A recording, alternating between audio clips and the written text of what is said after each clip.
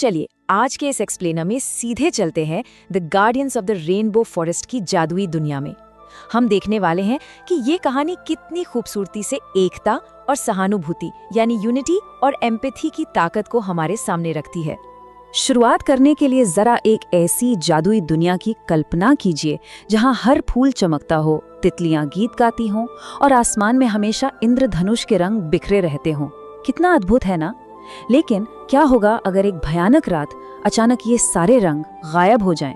ये एक ऐसी दुनिया की कश्मकश है जिसने अचानक अपनी सारी रोशनी और खुशी खो दी है। तो आइए सबसे पहले इस मैजिकल रेनबो फॉरेस्ट के इन रक्षकों से मिलते हैं। स्पिरिट ऑफ लाइट ने यहाँ हर बहन को एक अलग शक्ति दी है। जैसे हमारा फूलों की परी है, नूर नदियों की, लीना सुनहरी धूप की और जोया तारों की परी है। अब इसमें सबसे दिलचस्प बात क्या है? इनका अलग अलग रूप और शक्तियां सिर्फ देखने में ही अच्छी नहीं है, बल्कि ये बिल्कुल उन्हीं औजारों की तरह हैं जिनकी आगे चलकर इन्हें सबसे ज्यादा जरूरत पड़ने वाली है। एकता में सच में कितनी ताकत होती है, उसकी नींव इनके किरदारों के बनने से ही शुरू हो जाती है। लेकिन देखिए, कहानी बिना किसी ट्विस्ट के आगे नहीं बढ़ती। क्रमवार तरीके से अगर समझें तो एक तूफानी रात आती है और लाल आंखों वाला एक ईर्ष्यालु शैडो क्रो अचानक हमला कर देता है। वो उस जादुई क्रिस्टल को 4 टुकड़ों में तोड़ देता है। एक ही पल में बस इस एक आक्रमण की वजह से पूरी दुनिया से रंग गायब हो जाते हैं और हर तरफ बस एक ठंडी द्रवनी खामोशी छा जाती है। और यहाँ से शुरू होता है इन क्रिस्टल्स को ढूंढने का सफर, जहाँ इन्हें जादू की 3 बड़ी चुनौतियों का सामना करना था। इस सफर के 3 सबसे अहम पड़ाव थे। सबसे पहला कदम था माउंटेन ऑफ आइस, जहां उन्हें एक दुखी आइस वुल्फ को बर्फ की जंजीरों से आजाद करना था ताकि पहला क्रिस्टल मिल सके। उसके बाद वो विस्परिंग रिवर और अंत में केव ऑफ फॉलिंग स्टार्स की तरफ आगे बढ़ती हैं। और ध्यान दीजिए, हर चुनौती में इन्हें अपनी शक्तियों का एक नया और अलग तरीके से इस्तेमाल करना पड़ता है। अब यहाँ ध्यान देने वाली बात यह है कि उन्हें अपने सफर में सिर्फ ताकत या बल का इस्तेमाल नहीं करना था। विस्परिंग रिवर में ही देख लीजिए, उन्होंने वहां फंसे हुए वाटर स्पिरिट्स को आजाद करने के लिए किसी लड़ाई का नहीं, बल्कि अपने जादू को एक साथ मिलाने का रास्ता चुना। अमारा के फूल, लीना की धूप और जोया के सितारे, उन्होंने साथ मिलकर उन खतरनाक भंवरों को शांत किया और उस काले पानी को ठीक करके दूसरा क्रिस्टल हासिल किया। ये बिल्कुल क्लियर करता है कि समस्याओं का हल अक्सर आपस में मिलजुल कर काम करने में ही छुपा होता है। उसके बाद जब वो तीसरे पड़ाव यानी केव ऑफ फॉलिंग स्टार्स में पहुंचती हैं, तो उनका सामना शैडो क्रो के बनाए गए डार्क इल्यूजन से होता है। अब ये कोई मामूली भ्रम नहीं थे, ये परछाइयां और आवाजें डर पैदा करने के लिए थीं, ताकि परियों को ये लगने लगे कि वो हार जाएंगी। ये एक तरह का मनोवैज्ञानिक हमला था, लेकिन जोया इसका बहुत ही बहादुरी से सामना करती है। वो डरने के बजाय बस अपनी आंखें बंद करती है और अंधेरे को दूर धकेलने के लिए चांदी की रोशनी वाले सितारों को बुला लेती है। ये दिखाता है कि डर और भ्रम का तोड़ हमेशा हमारे अंदर की रोशनी होती है। और आखिर में वो पहुंचती हैं द डार्क माउंटेन, जहां वक्त था शैडो क्रो का सामने सामने आकर सामना करने का। यहाँ पर इस कहानी का सबसे जरूरी हिस्सा आता है। जब शैडो क्रो ने इन पर अपने काले पंखों का भयानक तूफान भेजा, तो इन बहनों ने गुस्से या हिंसा से उसका जवाब बिल्कुल नहीं दिया। उन्होंने एक दूसरे का हाथ थामा। फूल, नदियां, धूप और सितारे आपस में मिलकर एक चमत्कारी इंद्रधनुष की किरण बन गए।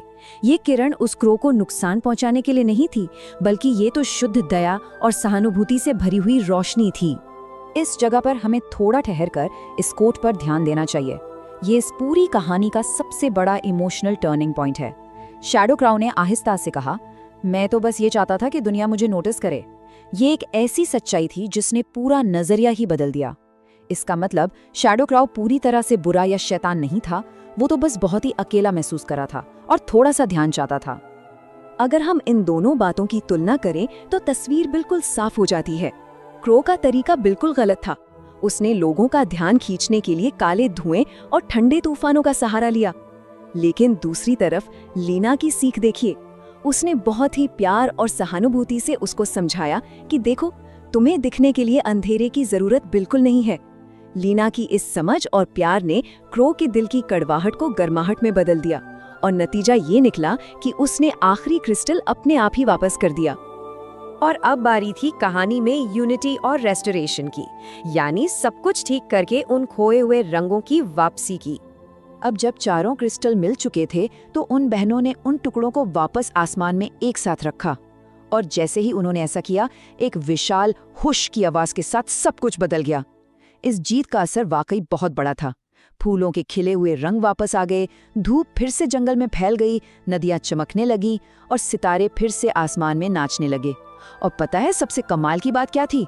उस काले शैडो क्रो के पंखों में भी अब रंगीन पर निकल आए थे। एकता और प्यार की उस ताकत ने न सिर्फ उन बहनों को हमेशा के लिए इस जंगल का रक्षक बना दिया, बल्कि उनके सबसे बड़े दुश्मन की जिंदगी को भी रोशनी और अच्छाई से भर दिया। तो इस पूरी कहानी का आखिर सार क्या है? हमने इससे क्या सीखा? आइए देखते हैं।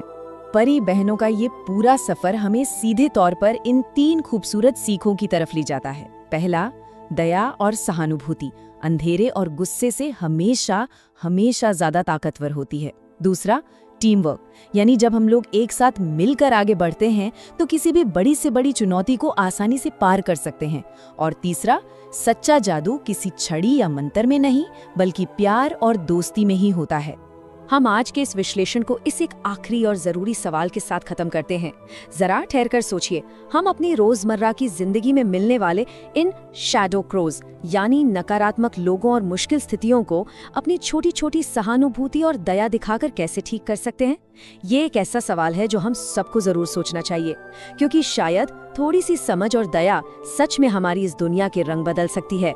इसके साथ ही हम आज का ये एक्सप्लेनर यहीं खत्म करते हैं। उम्मीद है इस चर्चा ने आपको जरूर कुछ नया सीखने और सोचने पर मजबूर किया हो।